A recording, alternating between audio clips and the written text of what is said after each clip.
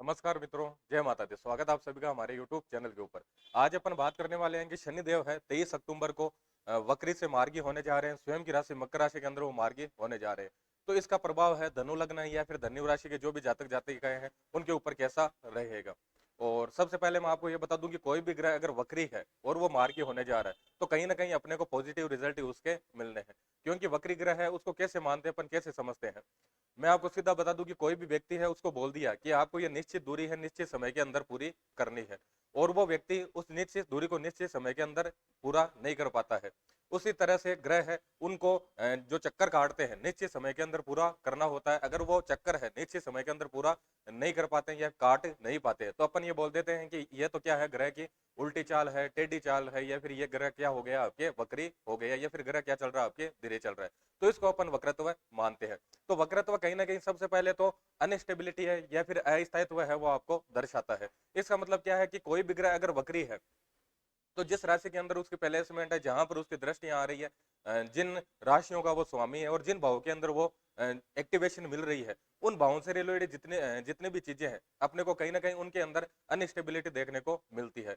दूसरी जो उदाहरण है, अगर कोई भी कॉमन ग्रह है तो उसके पास 100% पावर है, तो उससे 3 गुना मल्टीप्लाई कर सकते हैं अपन वक्री ग्रह को। यानी कि कोई भी ग्रह अगर 100% रिजल्ट देने में सक्षम है तो उसी जगह पे जो वक्री ग्रह है वो अपने को 300% रिजल्ट देते हैं। अपन तो बात करने वाले हैं आपके धनु लग्न या फिर धनु राशि के जो भी जातक जातिकाएं हैं उनके ऊपर शनिदेव है वो वक्री से मार्गी होने का उनके लिए क्या प्रभाव रहेगा।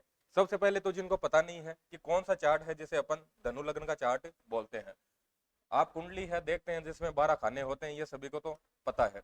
अब कुंडली का जो पहला घर है, यानी कि जहां से कुंडली स्टार्ट हो रही है, अगर उसके अंदर 9 नंबर लिखा हुआ आ रहा है, यानी कि ये जो पहला घर है कुंडली का पहला खाना है, इसके अंदर अगर 9 नंबर लिखा हुआ आ रहा है इसका मतलब आपका चार्ट किसका है, धनु लग्न का है। बात करें अपन राशि की कि अपने को पता कैसा चलेगा कि अपनी राशि है वो कौन सी है, धनु है। आपके कुंडली के अंदर जहां पर चंद्रदेव की प्लेसमेंट है, यानी कि चंद्रमा की जिस भाव के अंदर प्लेसमेंट है वो सीधा सीधा देखना है। अब जिस भाव के अंदर प्लेसमेंट है वहां पर अगर 9 नंबर लिखा हुआ आ रहा है, वहां पर अगर 9 नंबर लिखा हुआ आ रहा है यानी कि चंद्रदेव है उनकी 9 नंबर वाले खाने के अंदर प्लेसमेंट है, तो आपकी राशि बाय डिफॉल्ट क्या हो जाएगी, धनु राशि हो जाएगी।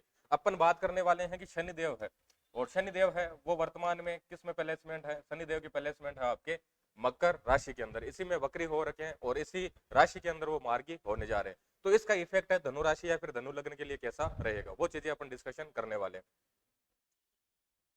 सबसे पहले तो मैं आपको ये बता दूं कि यहाँ पर शनिदेव की प्लेसमेंट है, तो सबसे पहले तो इस भाव की तो अपने को एक्टिवेशन मिल रही है। इसके अलावा तीसरी दृष्टि यहाँ पर आ रही है तो यहाँ पर एक्टिवेशन मिल रही है। इसके अलावा सातवीं दृष्टि 8वें घर पे तो यहाँ पर, और 11वीं दृष्टि की बात करें तो अपन यहाँ पर एक्टिवेशन मिल रही है।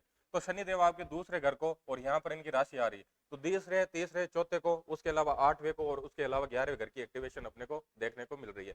धनु लग्न की बात करें तो धनु लग्न के लिए शनिदेव है मार्केश की भूमिका निभाते हैं। तो कहीं ना कहीं अपन ये मान सकते हैं कि शनिदेव इनको अच्छे रिजल्ट तो नहीं दे पाएंगे, लेकिन शनिदेव स्वयं की राशि के अंदर है और जिस भाव के अंदर वो बैठते हैं उस भाव के कारक तत्वों के अंदर वृद्धि करते हैं, प्रोटेक्ट उसको करते हैं। तो कहीं ना कहीं इसके तो अपने को अच्छे रिजल्ट मिलने हैं, लेकिन जहां पर दृष्टि आ रही है तो उनसे रिलेटेड अपने को किसी न किसी दिक्कत का सामना करना पड़ेगा। अब शनिदेव वक्री चल रहे थे, इसका मतलब जो भी दिक्कतें देख रहे थे, जो भी अच्छी चीजें देख रहे थे, वो भी मल्टीप्लाई 3 थी, यानी कि सामान्य से ज्यादा सारी चीजें अपन देख रहे थे। सबसे पहले तो दूसरे भाव के अंदर प्लेसमेंट है, तो जिस भाव के अंदर बैठे हैं उसमें तो वृद्धि करेंगे। तो कहीं ना कहीं अपन ये मान सकते हैं कि धन के फाइनेंशियली तो इन्होंने क्या किया है, सपोर्ट किया है। लेकिन इनकी जो दृष्टियां आ रही है कौन से घर पे, चौथे घर पे, तो माता के स्वास्थ्य से रिलेटेड कुछ ना कुछ दिक्कत रही होगी। या फिर चौथा घर है वो मनोस्थिति का है, सोच विचार का है, तो सोच विचार से रिलेटेड, मनोस्थिति से रिलेटेड दिक्कतें रही होगी। या फिर कंफर्ट लग्जरी की जो भी चीजें हैं उनसे रिलेटेड कुछ ना कुछ दिक्कतें रही होगी। इसके अलावा बात करें अपन 8वें घर की, 8वां ग्रह है ससुराल का, तो ससुराल से रिलेटेड कुछ ना कुछ दिक्कत रहना। या फिर 8वां ग्रह है जितने भी एक्सीडेंटल घटनाएं होती है जीवन के अंदर, अचानक जो भी घटित होता है वो अपन 8वें घर से देखते हैं। तो ऐसा भी हुआ होगा जब शनिदेव है वक्री चल रहे थे लंबे समय थे, तो इस ड्यूरेशन के अंदर आपके जीवन में बहुत सारी घटनाएं अचानक घटित हुई होगी और वो आपके पक्ष में नहीं रही होगी। इसके अलावा बात करें अपन 11वें घर की, तो 11वां घर है उससे अपन देखते हैं जितनी अपनी महत्वाकांक्षाएं हैं, जितनी भी अपनी डिजायर्स है वो कैसे पूरी होगी, ये बताता है आपके 11वां घर। तो ये भी मान सकते हैं कि कहीं ना कहीं आपकी महत्वाकांक्षाएं, आपकी इच्छाएं हैं वो कहीं ना कहीं दुख है, तकलीफ है, उसका कारण बनी होगी या फिर रही होगी। किसके कारण, शनिदेव का जो गोचर है इसके कारण। अब ये जो सारी चीजें अपन ने डिस्कशन की है, ये तो अपन ने नेगेटिव डिस्कशन किया, और शनिदेव है वक्री से मार्गी होने जा रहा है। तो सबसे पहले तो इफेक्ट यही आ गया कि जहां जहां पर उनकी एक्टिवेशन थी, उन सभी भावों के अंदर अब कंट्रोल की स्थिति या फिर स्थायित्व की स्थिति आने वाली है।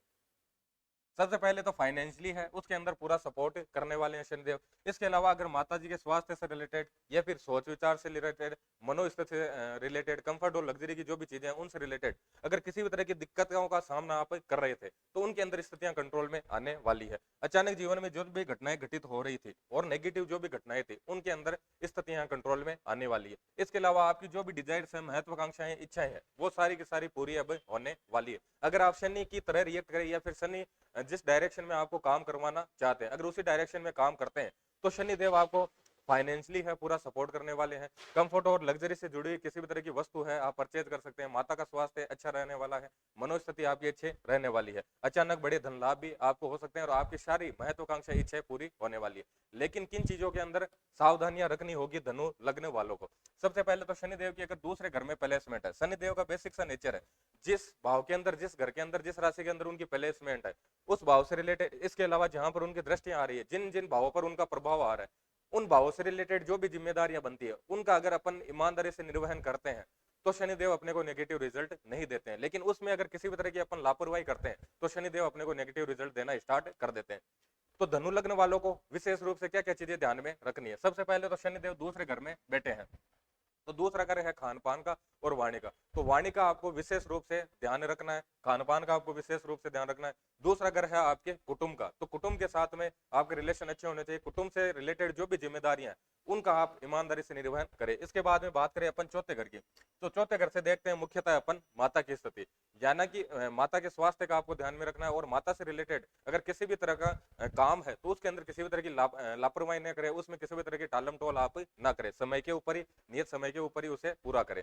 इसके अलावा बात करें अपन आठवें घर की, तो आठवां घर है, आठवां घर दिखाता है ससुराल को। तो ससुराल से रिलेटेड आप किसी भी तरह की नेगेटिव एक्टिविटी नहीं करें और किसी भी तरह की गलत गतिविधि है उसमें पार्टिसिपेट आप ना करें। 11वें घर की बात करें तो 11वां घर दिखाता है सामाजिक जितनी भी एक्टिविटी है, सोशल एक्टिविटी 11वां घर दिखाता है। इसके अलावा अपने जो भी परमानेंट फ्रेंड सर्कल है, बड़े भाई है, ये सारी स्थितियां देखते हैं अपन 11वें घर से।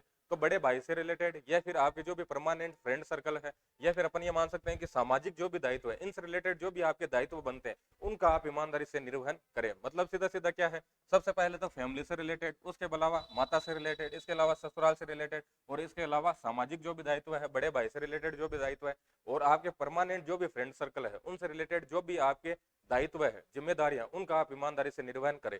और मुख्यतः वाणी है और खान पान है, उसके ऊपर आप ध्यान रखें। अगर ये सारी चीजें आप ध्यान में रखते हैं, तो शनिदेव आपको नेगेटिव रिजल्ट नहीं देंगे। आपकी फाइनेंशियल स्थिति है वो भी सुधरेगी, अचानक बड़े धन लाभ भी होंगे, और कंफर्ट लग्जरी से जुड़ी हुई चीजें भी आप खरीदेंगे, और आपकी जितनी भी महत्वाकांक्षाएं, इच्छाएं हैं, वो भी क्या होगी, पूरी होगी। धन्यवाद।